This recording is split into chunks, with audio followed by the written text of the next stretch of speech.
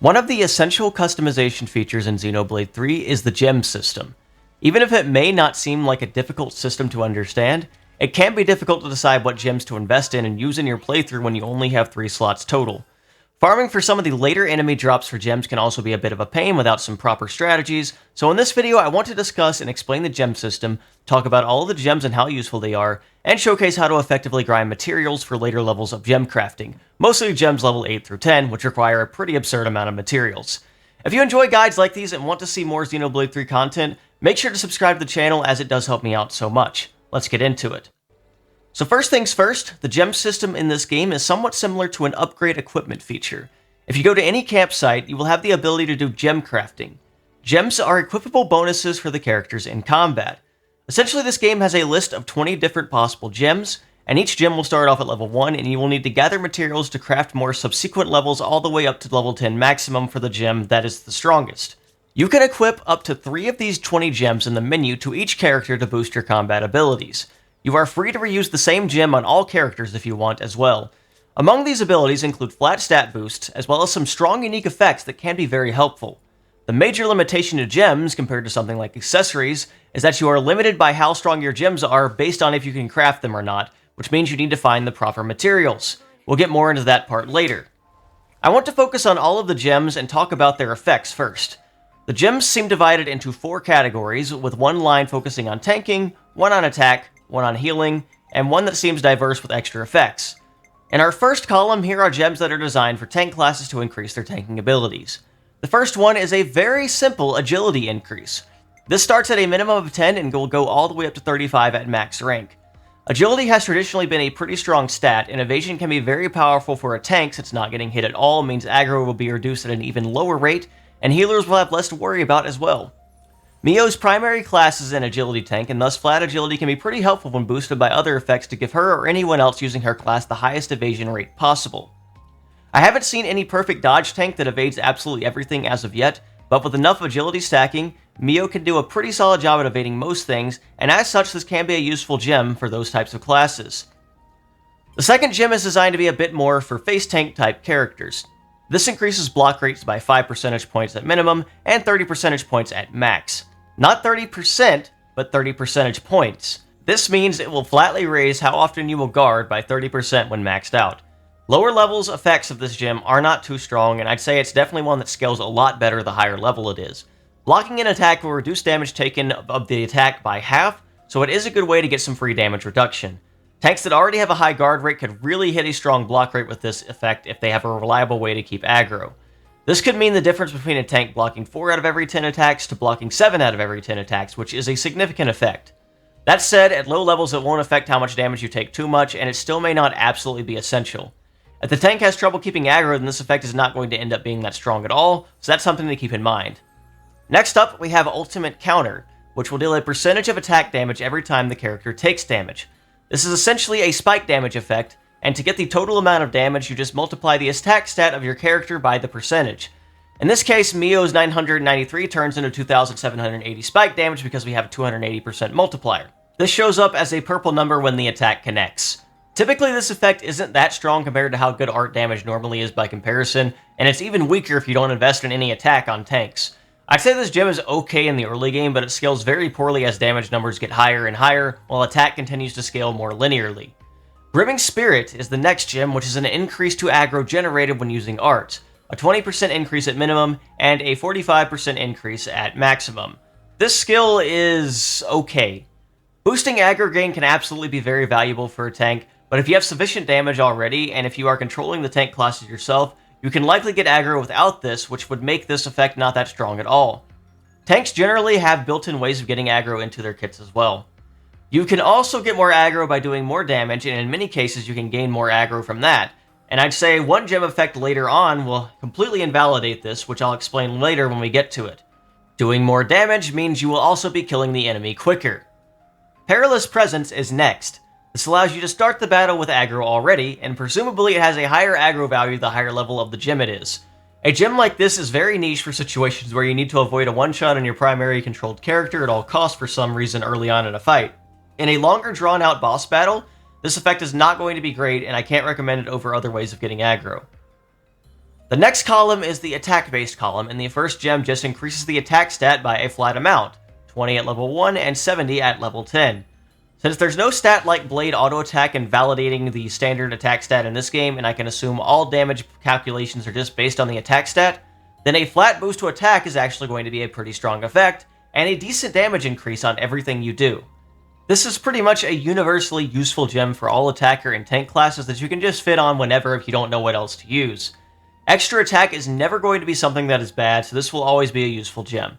It may not always be one of the best 3 options, but it is never going to be a hindrance. Next up, we have a flat dexterity increase. Dexterity is essentially your accuracy rating. This is a more specific gem. Accuracy is obviously a very important stat since you can't do any damage at all unless you hit the enemy, but enemies also have varying levels of agility. If an enemy is very evasive, a dexterity boost can really be worth bringing along, especially with Agnes classes that need to hit the enemy with auto attacks for their recharge. This also could be helpful for Full Metal Jaguar since you gain damage based on not missing attacks, essentially. Don't underestimate the power of dexterity in fights where you'll be having trouble hitting. Next up, we have one of the 2 strongest effects of all the gems in my opinion, increasing critical hit damage bonus. This used to be called critical damage in Xenoblade 2. Essentially, this will strengthen the power of your critical hits by an even stronger percentage than the base 25%, assuming it is still base 25%. This effect, when maxed out, can give you some critical hits that will be nearly double damage, which is pretty insane. Now, obviously, this isn't going to be that strong for classes that have a low critical hit rate, but any class with a decent to great critical hit rate can benefit greatly from this class, and it synergizes super well with a certain crit-based class you get a little later. All in all, very strong effect. Next up, we have a very specific gem once again, Swelling Scourge, which increases the power of debuff effects, and since they go hand in hand, the next gem, Refined Incantation, will increase the duration of debuff effects. Both of these gems focus on debuffs inflicted to enemies, and as such will be a lot more useful on classes that have strong debuffs to apply to enemies, which is a few of them. On those such classes, it's definitely worth bringing these effects along as it can make fights a lot easier.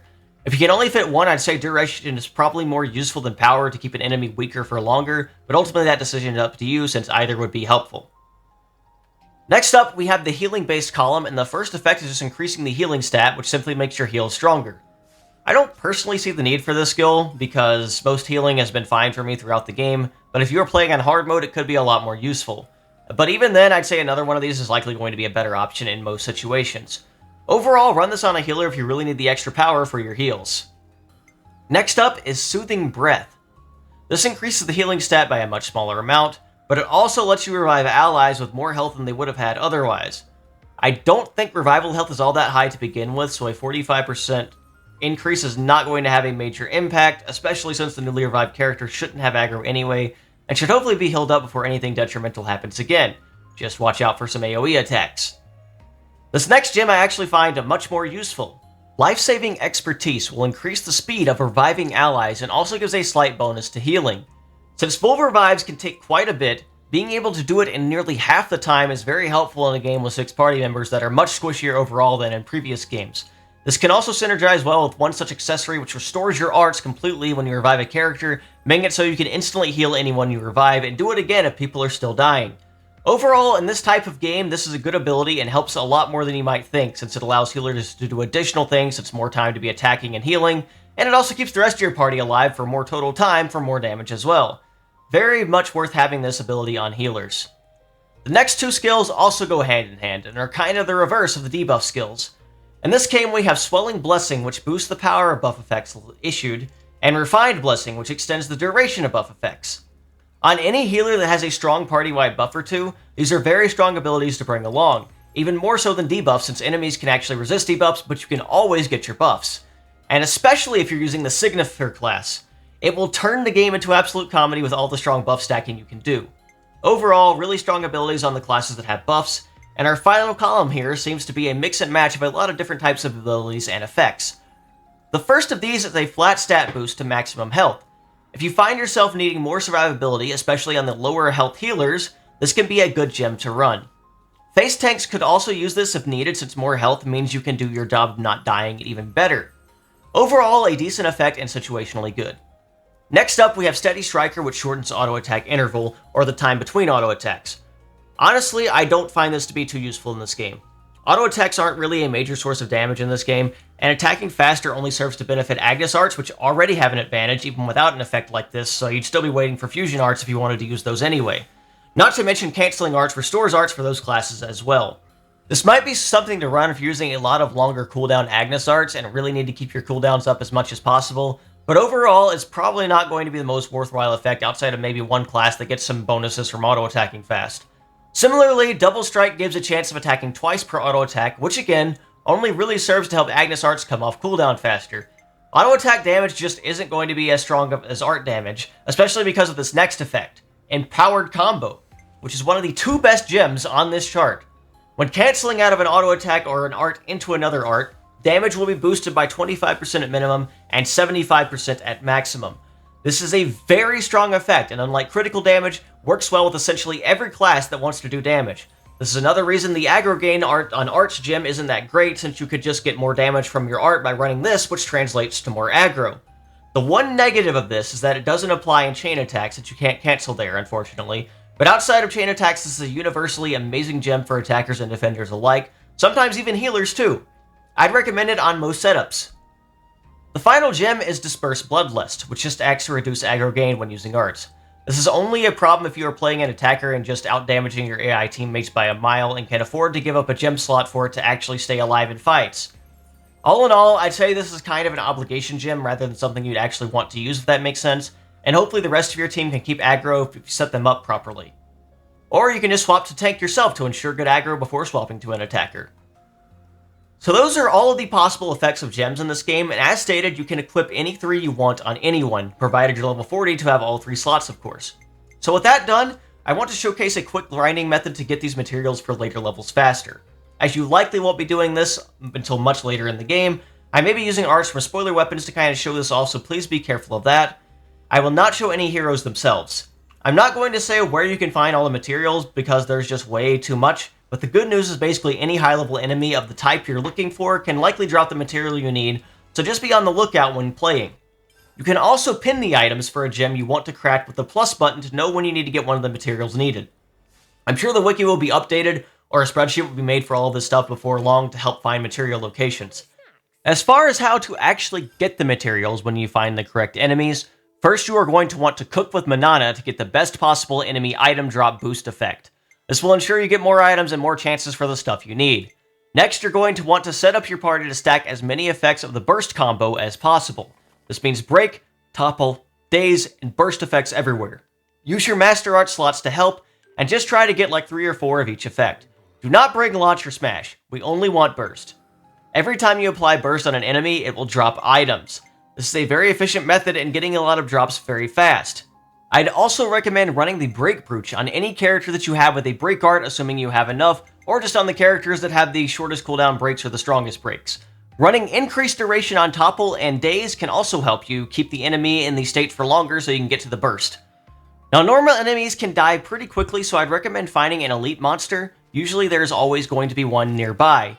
You can also make your entire party tanks and healers to keep the enemy alive longer if you want, and unique monsters should also work, although they'll probably be a bit tougher and more annoying. And the strategy really is just as simple as break, topple, daze, and then to burst. At the beginning of the fight, your AI is not going to have a lot of their arts charged up with their master art, so it'll be a little bit more difficult to get one off at the very beginning of the fight. But as you get further into the fight, everyone will have their arts up, they'll be able to use topple, daze, burst a lot more frequently. I'm controlling Noah here with 2 break arts, just because why not, and I gave him a break brooch to decrease break resistance even further on these enemies to make sure I can do that properly. And there, just from a quick burst, we were able to get some items from that enemy, and he's instantly broken once again, just waiting on someone to topple him now. Which should hopefully happen pretty soon here. So, if you're still finding yourself killing enemies too quickly, doing too much damage, you can kind of gimp your setup to where you don't have that much damage, because if you're just trying to get items, you kind of want the enemy to be as alive as long as possible, so you don't have to like reset skip travel points just to respawn the enemy and stuff. So, that is something to keep in mind as well. And as you can probably see, now we're getting a lot more burst a lot more often now, so we're getting quite a few enemy items here. And once you kill the enemy, it'll also drop its items again, so you can get the items even quicker. It's definitely a pain to farm all the materials you need, but it's definitely not nearly as bad as Xenoblade X. You can get a lot of materials mid-combat as well, and you don't have to like reset everything constantly all the time and get like 96 of some material, so I guess it could be a lot worse. Still, I'm not a fan of the 8 through 10 levels having so many materials myself, but I guess it is what it is. This kind of strategy where you focus a lot on driver combos can be very efficient against unique monsters as well if you're just trying to beat them. Super bosses probably, if they can be broken at all, this would be a pretty decent strategy if you're having some trouble, so that's something to keep in mind. And this kind of strategy is very repeatable if you have other enemies nearby that you can farm from, other unique monsters that have, or elite monsters that have stuff you want. You can just go straight into another fight a lot of times and go for more bursts, like I will be able to do here.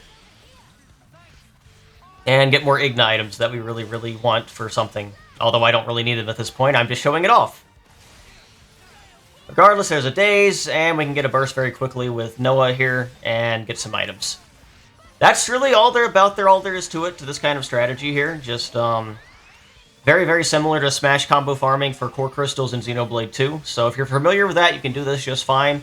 And if you are familiar with the hell it was to get Cosmos, then this should be no problem for you if you're just trying to get stuff. Like I said before, I don't know where to find all the materials offhand or anything like that, because there's a lot of them. Just keep your eye out for strong high-level enemies that are named the things that have the items you want, essentially. That's kind of what I was able to do as I explored the world. So that's something you can do as well that hopefully won't be too difficult. And I'm sure in like a week or two, maybe there'll probably be like a spreadsheet with all this kind of stuff, or where all the materials are, because that's usually what ends up happening with these games. So I'm sure that won't be a problem pretty soon.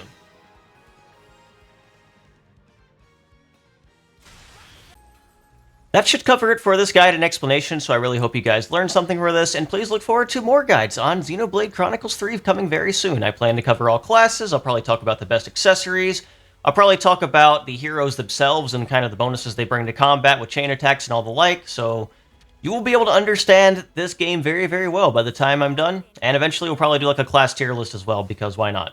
So, yeah, hope you guys are looking forward to that. Please subscribe to the channel if you're looking forward to all the guides or want to see more content from me. Like the video, comment down below. If you have any questions or anything like that, I will be happy to answer. And yeah, have a wonderful and blessed day. Thanks for watching.